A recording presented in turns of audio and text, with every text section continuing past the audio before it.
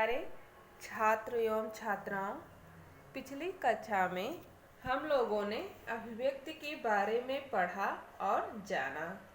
आज हम लोग हिंदी शिक्षण के अंतर्गत शब्द के विषय में पढ़ेंगे। तो अब शुरू करते हैं। शब्द का अर्थ व परिभाषा। हिंदी में शब्द की व्याख्या विभिन्न प्रकार से की जाती है। कुछ विद्वानों के अनुसार अक्षरों तथा वर्णों के समुदाय को शब्द कहते हैं। अक्षरों तथा वर्णों के समुदाय को शब्द कहते हैं। शब्द एवं उसके अर्थ को ध्यान में रखते हुए शब्द की व्याख्या इस प्रकार करनी चाहिए। व्यक्ति के विचारों के प्रतीक के रूप में उच्चारित की जाने वाली ध्वनियों के समूहों अथवा संकेतों को शब्द कहा जाता है। सामान्यतः शब्द के बारे में कहा गया है कि कानों से सुना जाने वाला प्रत्येक नाम शब्द है।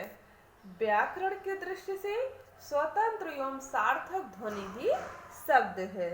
संस्कृत में शब्द के लिए पद का प्रयोग होता है। अब पढ़ेंगे बच्चों शब्द का महत्व।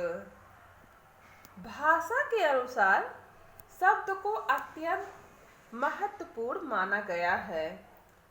आजादी से लेकर आधुनिक युग तक व्यक्ति ने समस्त ज्ञान शब्दों के रूप में ही प्राप्त किया है। शब्द ही भावों की अभिव्यक्ति का एकमात्र साधन है। कैसा साधन है बच्चों? शब्द ही भावों के अभिव्यक्ति का एकमात्र साधन है। वक्ता हो अथवा लेखक हो, वह अपने मस्तिष्क में संचित शब्दकोश के आधार पर बाजी मार लेता है। शब्द भाषा के विकास का आधार है। शब्द भाषा के विकास का आधार है। शब्द लेखक की आत्मा है। शब्द लेखक की आत्मा है। एवं व्याकरण तथा भाषा विज्ञान का प्राण है। किसी भाषा का ज्ञान तब तक अधूरा है जब तक उसमें प्रयुक्त शब्दों का लेखक को संपूर्ण ज्ञान प्राप्त न हो।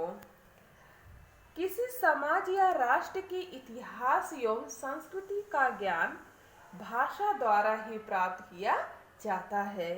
इसी भाषा की गंभीरता अथवा हल्कापन उसकी शब्दावली पर निर्भर करता है। इसी आधार पर हम शब्द को भाषा की निधि मानते हैं। अब हम पढ़ेंगे बच्चों शब्दों के भेद। शब्दों के दो भेद होते हैं, ध्वन्यात्मक शब्द, वर्णात्मक शब्द।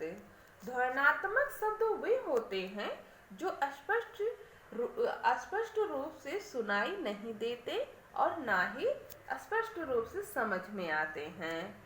वहीं वर्णात्मक शब्द वे होते हैं जो शब्द पृथक अक्षरों से बनकर पृथक पृथक रूप में सुनाई देते हैं।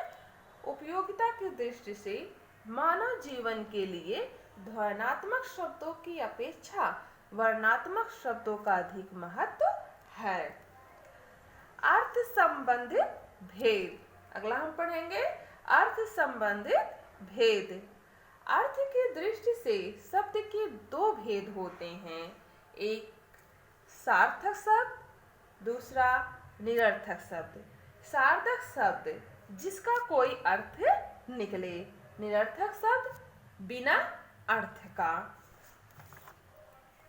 हिंदी साहित्य एवं भाषा का संबंध सार्थक शब्दों तक ही सीमित है।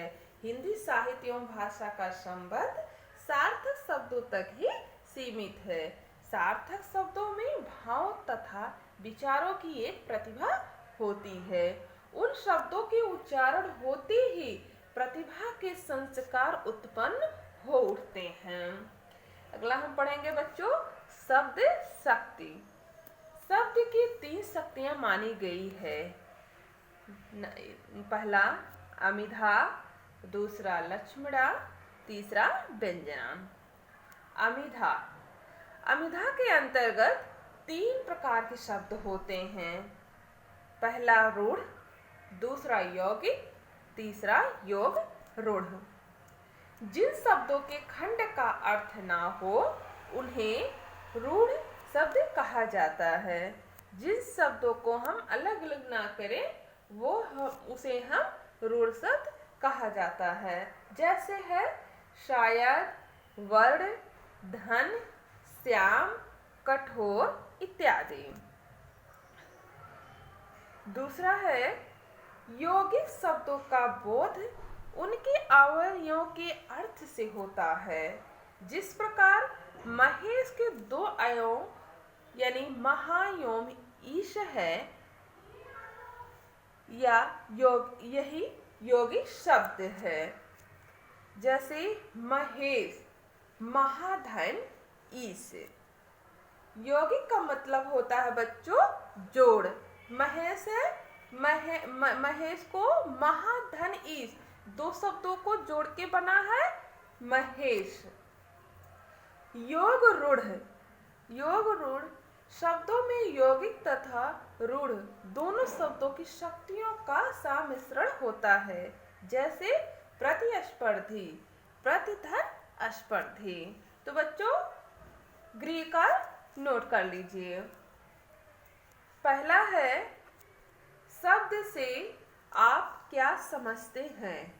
विभिन्न परिभाषाओं के आधार पर शब्द का अर्थ स्पष्ट कीजिए तथा शब्द के महत्व को स्पष्ट कीजिए।